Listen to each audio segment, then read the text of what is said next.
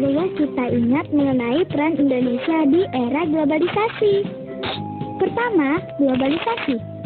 Teman-teman pernah mendengar istilah yang satu ini? Globalisasi berasal dari kata globe atau bola dunia. Global artinya menyebar ke seluruh dunia. Jadi, globalisasi adalah proses menyebarnya hal baru ke seluruh dunia.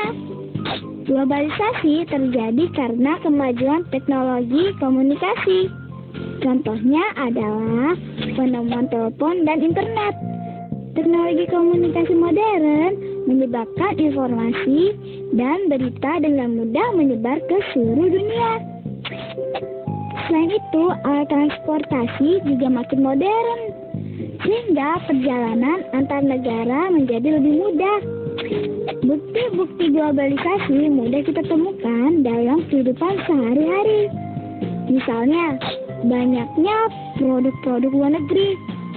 Produk-produk asing ini bisa dengan mudah kita beli di negeri kita sendiri tanpa harus belanja ke luar negeri. Kemajuan informasi menyebabkan kita mudah memperoleh informasi tentang produk luar negeri. Misalnya, melalui iklan di internet, televisi, koran, majalah. Kemajuan transportasi juga menyebabkan barang yang baru dibuat di luar negeri dengan cepat dapat dibeli di Indonesia. Namun, teman-teman jangan menjadi boros ya. Belilah barang sesuai dengan kebutuhan atau kemampuan kita saja. Kedua, dampak globalisasi. Teman-teman, globalisasi berpengaruh pada gaya hidup manusia. Orang asing yang bekerja di Indonesia biasanya sangat menghargai waktu. Itu patut dicontoh loh. Itulah sisi positif datangnya pekerja asing di Indonesia. Namun, ada juga dampak negatifnya.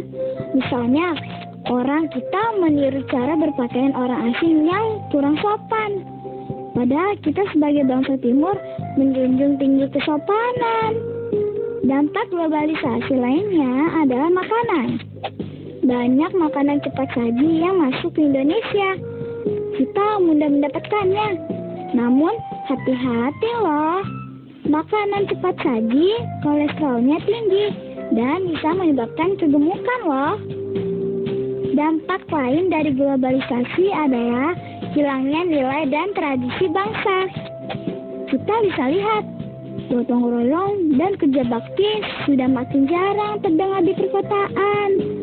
Remaja sekarang lebih menyukai kesenian asing daripada kesenian bangsa sendiri.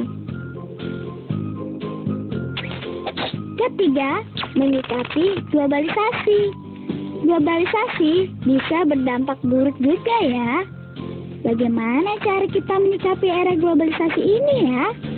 Cintai dan lestarikan nilai dan tradisi bangsa. Boleh saja kita mengenal budaya asing, namun budaya sendiri jangan dilupakan ya. Taat pada ajaran agama juga akan membantu kita membendung dampak negatif globalisasi. Karena itu, taatilah ajaran agama agar kita selamat dari pengaruh negatif globalisasi. Keempat, peran Indonesia di era globalisasi. Bagaimanakah peran negara kita? Kita cari tahu yuk. Indonesia melakukan kerjasama di bidang ekonomi dengan negara lain. Di skala regional, Indonesia aktif dalam organisasi ASEAN. Di skala internasional, Indonesia juga menjadi anggota organisasi perdagangan dunia atau WTO. Di era globalisasi, makin banyak perusahaan asing yang didirikan di Indonesia. Tahukah teman, mengapa negara lain tertarik mendirikan usaha di Indonesia? Negara lain tertarik dengan negara kita karena Indonesia kaya dengan sumber daya alam.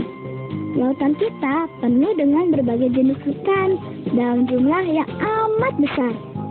Belum lagi hasil tambang seperti batu bara, mineral, dan gas bumi. Penduduk Indonesia yang banyak memudahkan perusahaan mendapatkan tenaga kerja. Sayangnya, sebagian besar tenaga kerja kita berpendidikan rendah, sehingga mau dibayar murah. Murahnya tenaga kerja kita ini menarik perusahaan asing berinvestasi di negara kita. Indonesia dengan penduduk 240 juta jiwa berada di peringkat 4 setelah Cina, India, dan Amerika Serikat. Jumlah penduduk yang besar merupakan potensi konsumen yang besar pula. Wilayah Indonesia terletak di tempat yang strategis. Sejak dahulu sampai sekarang, Selat Malaka adalah salah satu jalur perdagangan paling sibuk di dunia.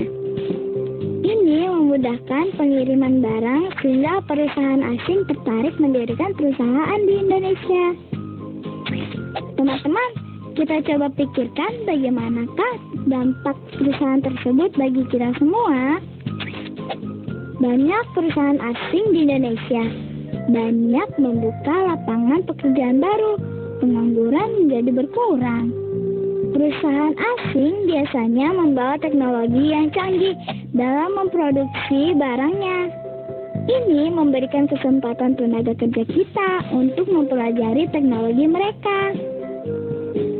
Perusahaan asing juga menambah devisa negara melalui penjualan ekspor. Selain itu, negara memperoleh penghasilan dari pajak terhadap perusahaan tersebut. Dampak negatif masuknya perusahaan asing adalah kerusakan lingkungan. Kerusakan lingkungan ini biasanya dilakukan oleh perusahaan pertambangan, perkebunan, dan kehutanan. Selain itu, sumber daya alam Indonesia banyak dikuasai oleh perusahaan asing yang mempunyai modal besar. Akibatnya, masyarakat hanya memperoleh keuntungan sedikit dari sumber alam yang ada.